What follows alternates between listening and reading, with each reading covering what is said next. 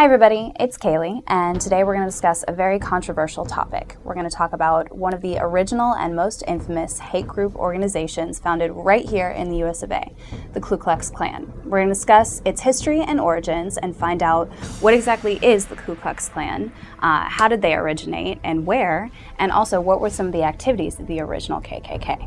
Now, at the mention of the word racism or hate crime, one of the first things that usually comes to my mind is the KKK. However, what is the Ku Klux Klan really? Well, the Ku Klux Klan, KKK, or the Klan as it is informally known, defines several past and unfortunately present hate group organizations here in the United States. It's been generally documented that their main purpose is to protect the rights and future interests of white Americans through acts of violence and intimidation. The Klan has a record reaching more than a century back in time for the use of violence, lynching, and general acts of terrorism to oppress not only African Americans, but Jews, other minorities, as well as Roman Catholics and labor unions. The name Ku Klux Klan was and still is widely rumored to come from the sound made of the locking and loading of a bolt-action rifle. Ku Klux, lock and load.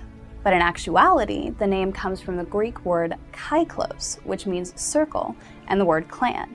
So effectively, Ku Klux Klan means circle clan. Originating in 1865 and still found across the nation today, the Ku Klux Klan is generally recognized to have gone through three major stages: the institution of the first Klan, the uprising of the second Klan, and its modern-day offshoots. So let's delve a little bit deeper into the history of the Klan. What were the origins exactly of the first Ku Klux Klan? As I stated previously, the first Ku Klux Klan was originated in 1865 in Pulaski, Tennessee by 6 middle-class Confederate veterans on Christmas Eve. Their hope and goal was to restore white supremacy in the South in the immediate aftermath of the Civil War. From such a small foundation, the group quickly gained popularity and offshoot factions spread like wildfire throughout the southern states. 2 years after its initial institution, Confederate General Nathan Bedford Forrest was named the Grand Wizard of the Ku Klux Klan at a national level. His associate, Brigadier General George Gordon, also penned a manuscript entitled The Prescript, which outlined the general dogma of the KKK.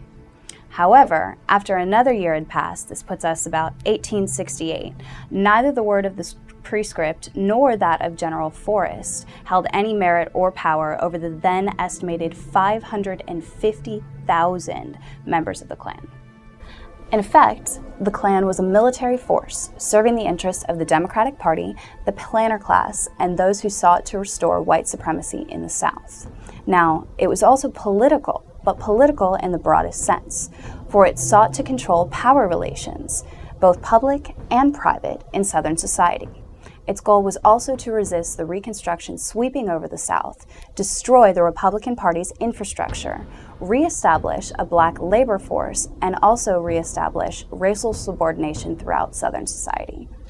Despite its popularity throughout the former Confederate states and widespread factions, the activities of the KKK began to fizzle out nearly as quickly as they began. And on that note, what were some of the activities carried out by the original Ku Klux Klan? The iconic costumes of the KKK, sometimes called regalia, that are still donned today, actually originated with the first Klan itself. Clad in white robes and hoods, many Klansmen chose to take action against their enemies at night during night rides, where in small rural towns where this action usually took place, it was easier to appear unrecognizable to neighbors and fellow townsmen at night under the cover of darkness than it was during the day. Now, some of these men also posed under the guise that they were spirits of those dead from the Confederate Army left behind after the war to take action against their enemies. This was used to try and scare superstitious slaves that had been freed, but generally didn't work. From its founding in 1865 to June of 1867, in the Carolinas alone, these night-riding Klansmen were responsible for the murder of over 197 individuals, as well as over 500 cases of aggravated assault. Now, this wasn't a concentrated series of occurrences.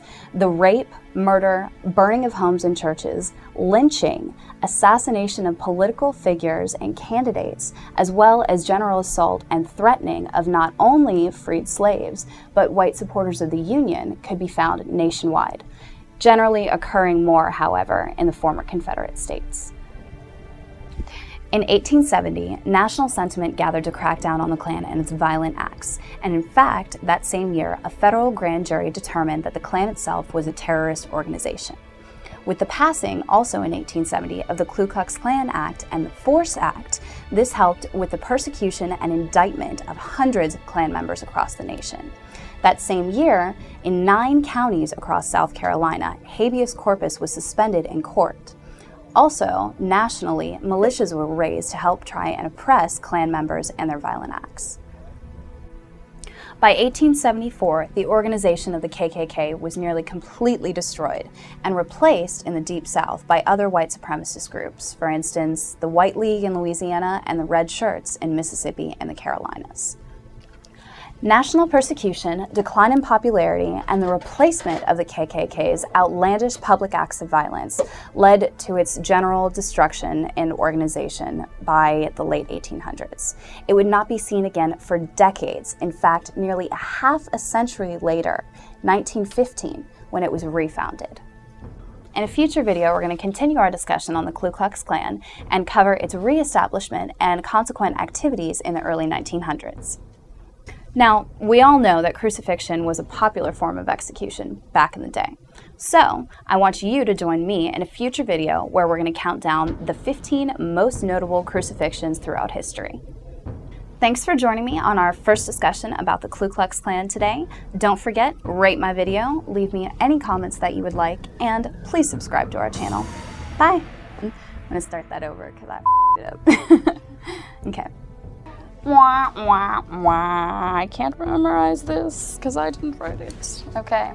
In a future video, we're going to cover